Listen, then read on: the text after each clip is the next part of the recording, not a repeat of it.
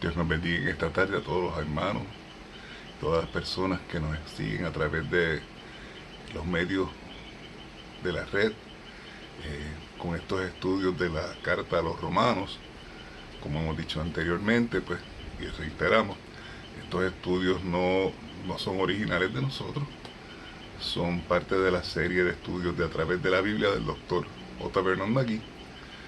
Siempre introducimos algunos comentarios nuestros, pero son principalmente basados en sus estudios y obviamente basados en la carta del apóstol Pablo a los romanos. Y comenzamos en esta tarde una oración. Padre del cielo, en este día has sido nuestra ayuda, nuestro amparo, nuestra fuerza, Santo Dios. Hemos pasado otro día, Señor, llenos de tu bendición, llenos de tu gracia, donde hemos podido ver tu magnífica, maravillosa gracia sobre nuestras vidas, tu perdón sobre nosotros, Santo Dios. Oh bendito Padre, te pedimos así por cada una de las personas que escuchan y ven estos programas, que tu bendición esté sobre ellos también, Padre del cielo, y que sobre todo tu palabra llegue a sus vidas, Santo Dios. Y si hay alguien que tenga duda en cuanto a su salvación, pueda tener nueva seguridad en ti, para tu gloria y tu honra, en el nombre de tu Hijo Jesús. Amén. Como habíamos dicho, ¿verdad?, en el programa de la semana pasada, habíamos terminado en el versículo 23, así que vamos a estar leyendo en el versículo del 24 al 31 de la carta del apóstol Pablo a los romanos. Esta es una sección poderosa de la palabra de Dios, a pesar de que no dice palabras de fuego, ni de viento, ni de tormenta. Sí tiene una de las bases más sólidas de la teología cristiana, y vamos a estar leyendo estos versículos y vamos a tratar de discutirlos con cuidado. De hecho, vamos a ir atrás unos cuantos versículos a la carta, a los versículos que leímos la semana pasada, para que no se nos vaya a quedar detalles mayores. Disculpen los hermanos si se ve un poquito mirada la imagen, un poquito de skew. Es que se me partió el holder de la cámara y lo tengo haciendo, pues, más o menos un esfuerzo para mantener el celular quietecito ahí en lo que hacemos la grabación. Dice la palabra del Señor, Romanos capítulo 3, versículos del 24 al 31.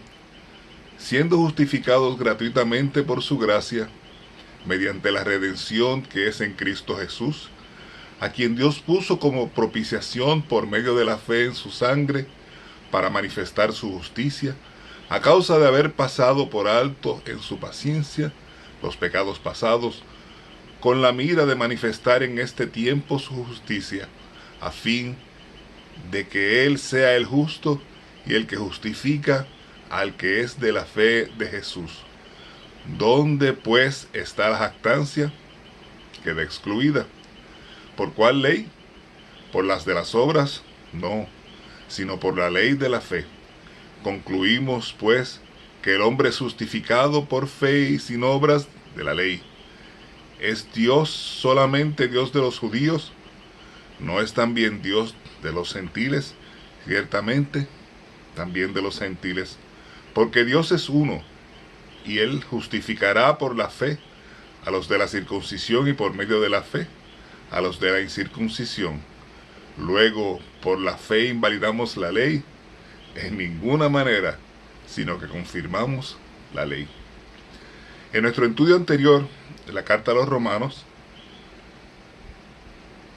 habíamos hablado de los versículos del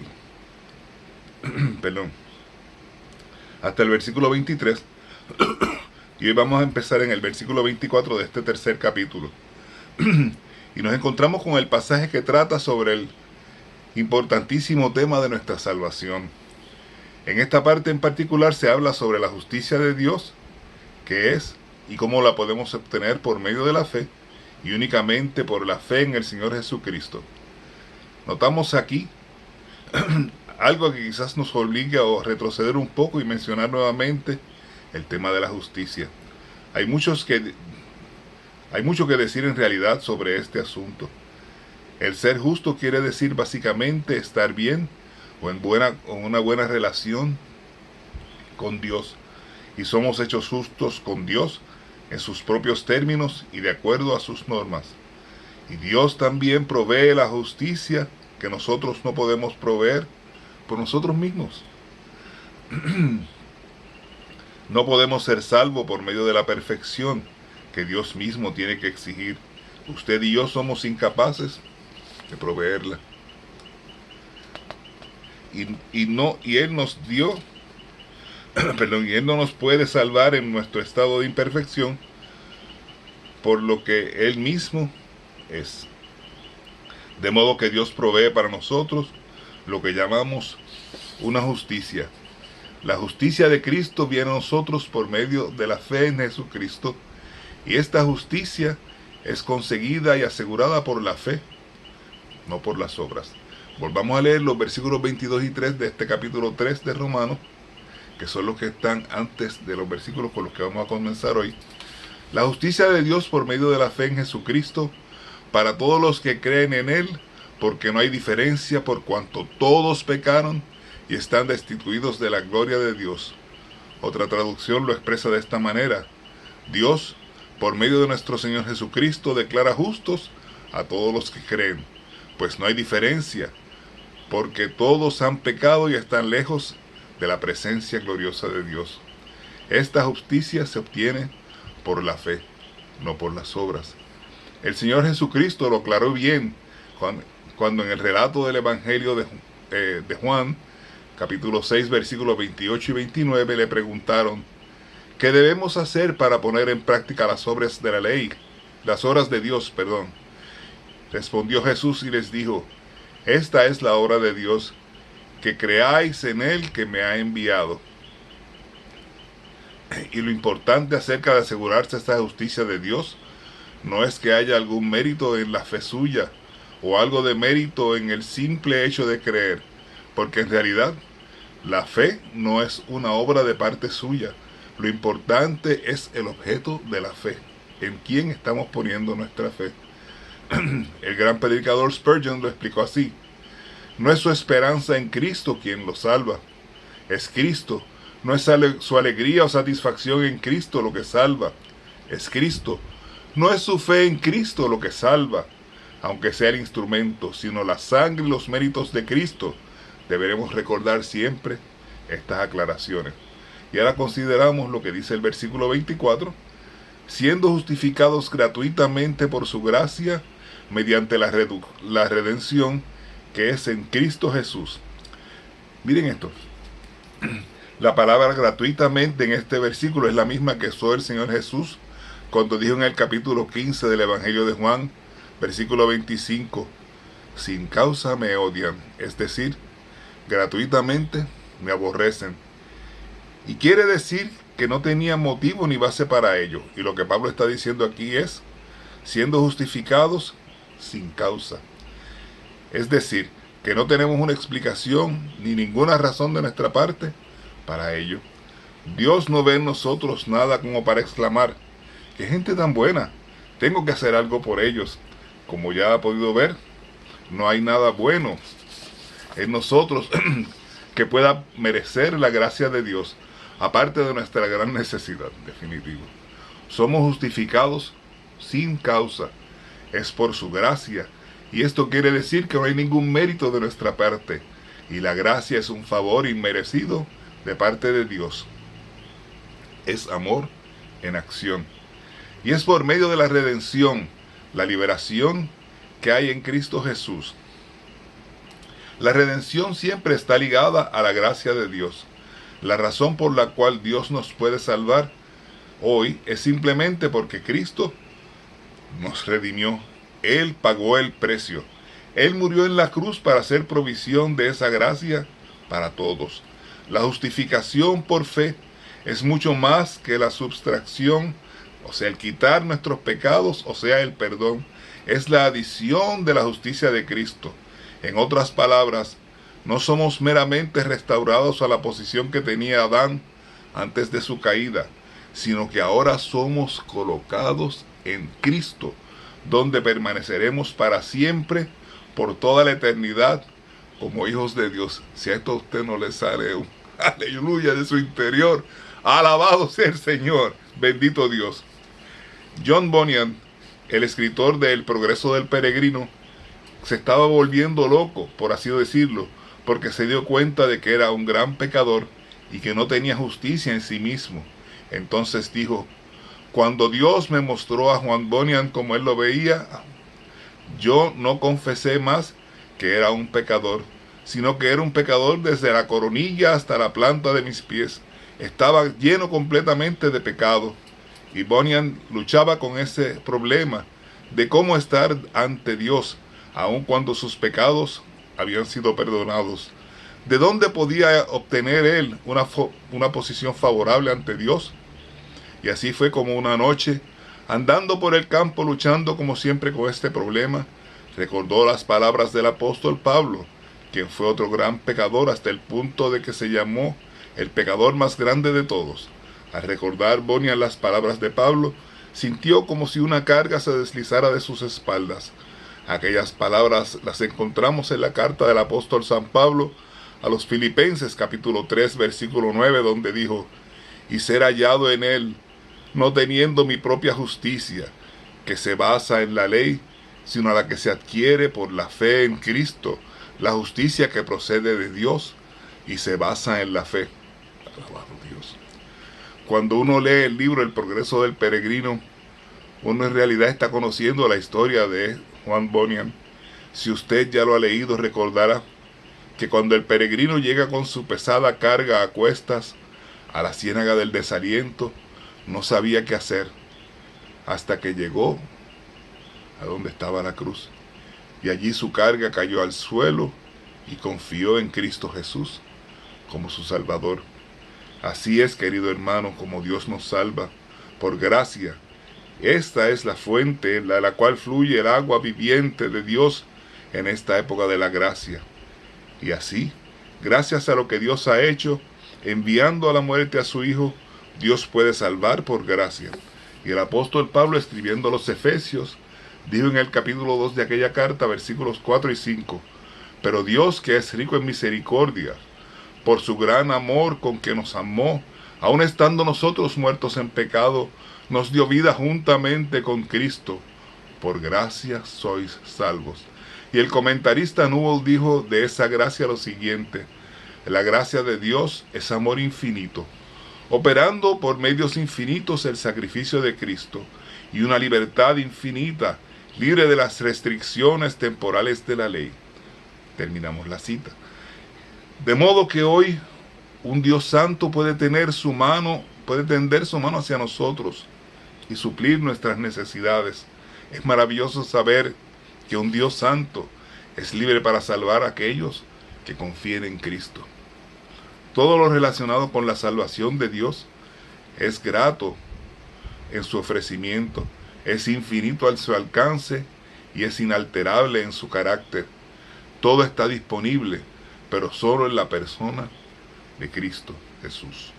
Él es el único que pudo pagar el precio, como dijo el apóstol Pedro a la nación de Israel en el capítulo 4 del libro de los Hechos de los Apóstoles, versículo 12. Pedro dijo: y en ningún otro hay salvación, porque no hay otro nombre bajo el cielo dado a los hombres en que podamos ser salvos.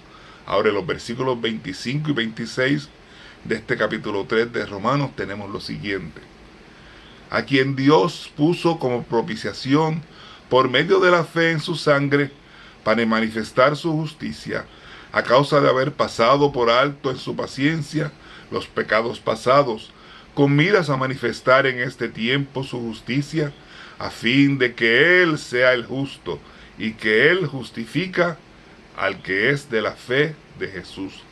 Otra traducción de la Biblia nos dice, Dios hizo que Cristo, al derramar su sangre, fuera el instrumento del perdón. Alabado Dios. Este perdón se alcanza por la fe. Así quiso Dios demostrar su justicia y mostrar que si pasó por alto los pecados de otro tiempo, fue solo por su paciencia, y que Él, siendo justo, también en el tiempo presente, declara justos a quienes creen en Jesús. Observaremos que la sangre nos habla de su vida, dijo el autor de los Hebreos 9:22. Sin derramamiento de sangre no hay perdón. O sea, que la vida de Jesucristo fue puesta en expiación, fue entregada. Encontramos en estos versículos una gran parte de la sustancia de la teología, como lo llamaba Calvino.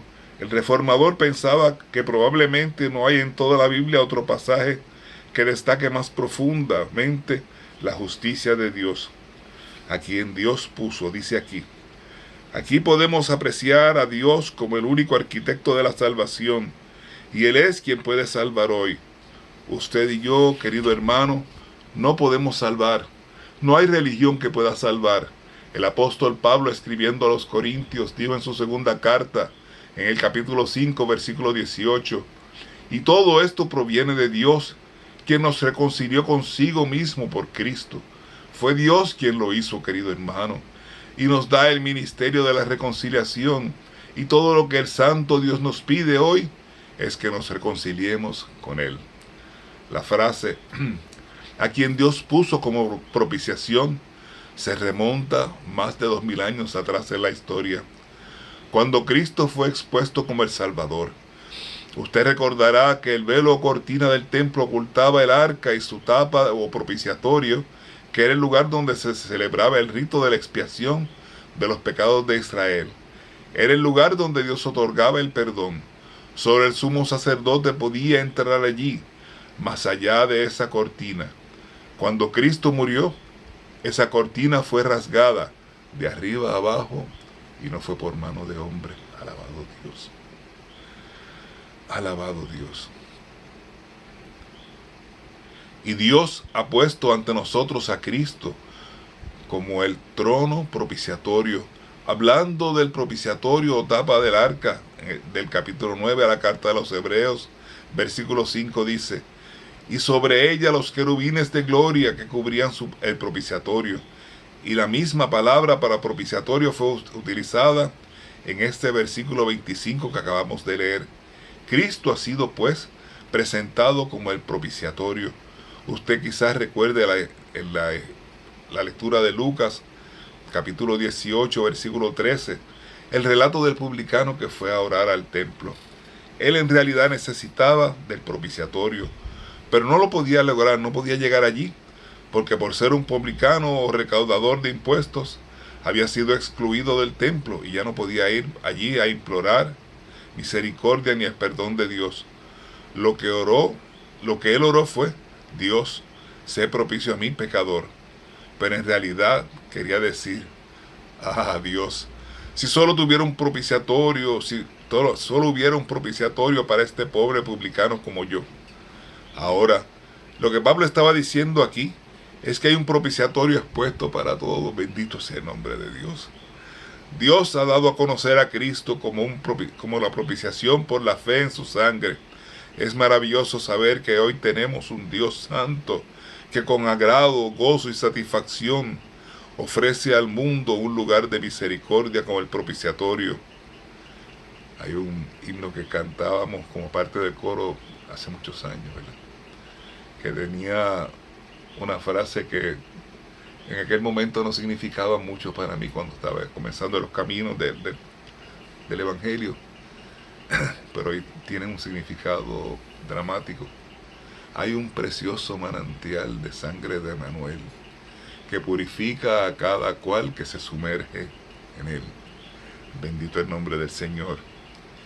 Y Dios no le salva a usted, hermano, con ironías. Si usted viene a Él, Él le salvará incondicionalmente, generosamente. En el Evangelio de Juan, capítulo 6, versículo 37 37 nos dice, el que a mí viene no le echo fuera. Esto es tremendo. El publicano se había quedado afuera y nosotros, querido hermano, también nos habíamos quedado fuera del Dios Santo. pero el camino ha sido abierto para todos. Alabado Jesús por la sangre que Cristo derramó en su sacrificio en la cruz. Veamos la frase: para manifestar su justicia a causa de haber pasado por alto en su paciencia los pecados pasados. Esto no significa sus pecados y los míos del pasado, sino que se refiere a los pecados de los que vivieron antes de la cruz, es decir, en la época anterior a la cruz. En el tiempo del Antiguo Testamento la gente compraba un corderito, la ley lo exigía. El cordero del sacrificio estaba señalando en efecto hacia la venida de Cristo. Nadie en esa época creía que el corderito pudiera quitar sus pecados. Ninguna persona pensaba en eso. Si usted hubiera estado allí junto a Abel, por ejemplo, cuando él presentó su cordero ante Dios, le hubiera preguntado: Abel, ¿realmente crees que el cordero quitará tus pecados? De seguro que Abel te hubiera respondido que no. Entonces usted quizás le hubiera dicho: ¿y para qué lo trajiste entonces? En el capítulo 11 de la carta a los Hebreos dice el versículo 4: por la fe Abel ofreció a Dios más excelente sacrificio que Caín. En otras palabras, lo hizo por una revelación. En el capítulo 10 de esta carta a los Romanos, versículo 17, leemos: la fe es por el oír, y el oír por la palabra de Dios. La única manera en que Abel pudo haber ofrecido ese sacrificio por fe es porque Dios le hubiera dicho que lo trajera. Usted le podrá haber preguntado directamente a Abel: ¿sabe específicamente lo que Dios realmente piensa? Y creemos que Abel le podría haber contestado algo así: bueno, Dios le ha dicho a mi madre que vendría un Salvador. No sabemos cuándo, pero hasta que el Salvador venga tenemos que hacer esto, porque tenemos que vivir por fe. Y así es que cuando leemos aquí en este capítulo 3 de la carta a los Romanos acerca de los pecados pasados, quiere decir que hasta el momento en que Cristo murió, Dios salvaba a crédito, y utilizaba este término comercial porque utilizamos este término comercial porque explica mejor lo ocurrido. Dios no salvó a Abraham porque él trajo un sacrificio. Dios nunca salvó a nadie por traer un sacrificio. El sacrificio señalaba hacia Cristo.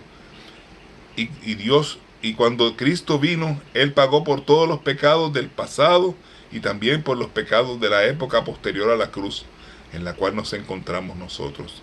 Ahora, de este lado de la cruz, nosotros no traemos sacrificio, pero debemos confiar en Cristo y en la eficacia de su sacrificio. Después, Pablo hizo la pregunta en la primera parte del versículo 27. ¿Dónde pues está la jactancia? Si Dios está salvando hoy por fe en Cristo, y no por nuestros méritos o nuestras obras, entonces, ¿en qué lugar queda el orgullo del ser humano? ¿De qué podemos jactarnos hoy en día? No nos queda nada para enorgullecernos en cuanto a la salvación. Entonces, Pablo contestó esa pregunta sobre la jactancia de esta manera. En el resto del versículo 27, queda excluida, queda eliminada. ¿Por cuál ley? ¿Por la de las obras? No, sino por la ley de la fe. Pablo quiere decir aquí, refiriéndose a la ley, que no se limita a la ley del Antiguo Testamento, sino que habla del principio de la ley, de cualquier ley, cualquier cosa que usted cree que puede hacer. Y en la segunda referencia a la ley, por supuesto, excluye la ley del Antiguo Testamento y quiere decir sencillamente una regla o un principio de fe. En otras palabras, Dios salva a la raza humana no en base a un sistema de méritos, sino en base a creer en lo que Él ha dicho, en lo que Él ha hecho, por nosotros. Por tanto, su obra excluye nuestra jactancia. Veamos el versículo 28.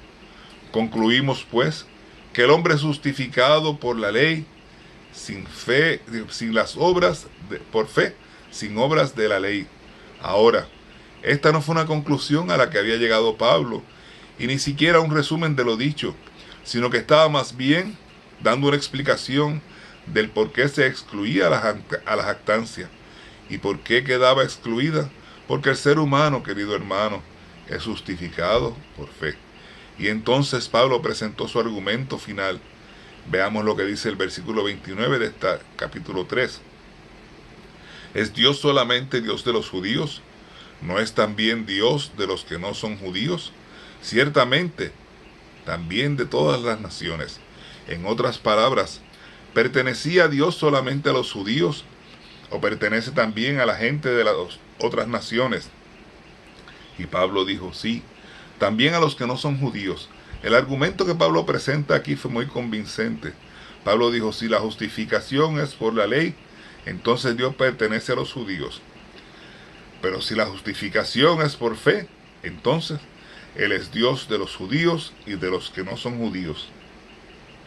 Veamos pues la lógica detrás de esta afirmación. Si los judíos persistían en su posición, entonces debería haber dos dioses, uno para los judíos y otro para los no judíos. Pero el judío no permitiría esto.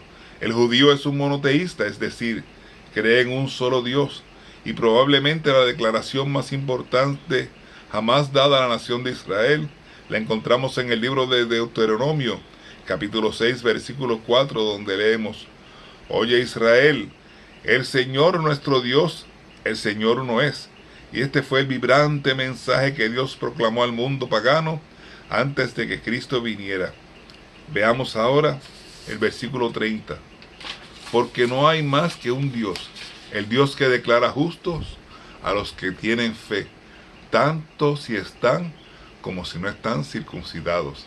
En otras palabras, hay solo un Dios, y en el Antiguo Testamento Dios dio la ley a los hombres.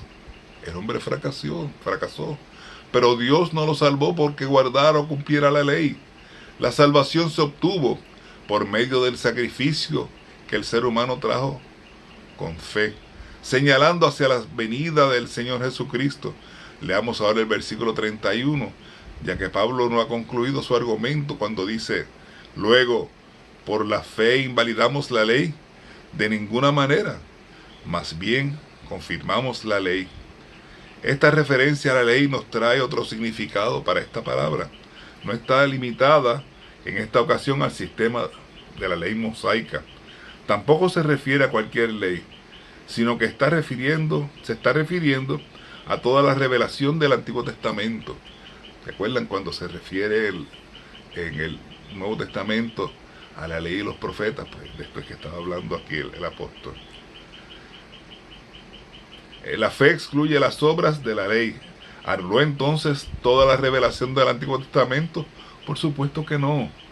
Y Pablo demostrará este argumento en el próximo capítulo, es decir, en el capítulo 4 de esta epístola a los Romanos, por medio de ilustraciones de dos personajes del Antiguo Testamento, que fueron Abraham y David. Aquellos dos personajes tan sobresalientes fueron salvos no por la ley, sino por la fe. Para empezar, Abraham nació y vivió 400 años antes de la entrega de la ley. Abraham no vivió en base a la ley de Moisés, porque ésta simplemente no existía en ese momento. Perdón. Dios le salvó en base a la fe. ¿Y qué diremos de David? Ahora, sinceramente, ¿cree usted que David podía haber sido salvo por cumplir la ley? Por supuesto que no. En el Antiguo Testamento dejó bien claro que David quebrantó la ley, y sin embargo Dios le salvó. ¿Y cómo? Dios le salvó por la fe, como mismo nos salva a nosotros. David confió en Dios, creyó en Él, incluso después de haber cometido sus pecados, se acercó a Dios confesándolo, y Dios le aceptó, salvándole por la fe. Querido hermano, cuando usted y yo aceptamos que somos pecadores, nos acercamos a Dios, y nos acercamos a Dios confiando en el Señor Jesucristo como nuestro Salvador, indiferentemente de quiénes seamos, dónde nos encontremos y en qué condición nos hallemos, Dios nos salva. Porque hoy Dios juzga al ser humano frente a una sola pregunta, y su pregunta es la siguiente: ¿qué harás con mi hijo, quien murió por ti en la cruz? Y con estas palabras de meditación para nuestras vidas, terminamos esta discusión de este tercer capítulo de la carta del apóstol Pablo a los romanos y continuaremos la semana que viene. Por el momento damos gracias a Dios por esta palabra, es hermosa, este capítulo es tremendo y la palabra de Dios es así, mientras más uno la lee, más cosas le gusta. Y vuelvo y le hago mucho énfasis en esto, en que no tomemos estos versículos que conocemos como versículos independientes, que los conocemos también, cuando los vemos aquí dentro de un contexto todavía tienen un significado mayor. Aprovechemos estos momentos en que estamos yendo a través de los capítulos para seguir leyendo esta carta a los romanos y trayendo a nuestra mente las cosas que hemos estado hablando en estas grabaciones, y esperamos que el Señor haga la obra. Padre del cielo, en esta hora en que estamos delante de ti, una vez más te damos gracias por tu gracia. Santo Dios, nuestra vida puede continuar en el día de hoy por ella, y podemos aún más confiar en que un momento alcanzaremos una salvación que no nos podemos ni siquiera imaginar. A tu lado, Padre del cielo, por toda la eternidad. Te damos gracias por esta palabra que tú revelaste a tus hijos y que hiciste que estuviera por escrita, que llegara a nuestras vidas en el día de hoy. Te damos gracias por cada uno de los hermanos, amigos que pueden oírla en esta tarde, en el momento en que la escuchen. Haz tú la obra, Señor, para tu gloria y tu honra, en el nombre de tu Hijo Jesús, Señor. Amén. Dios les bendiga.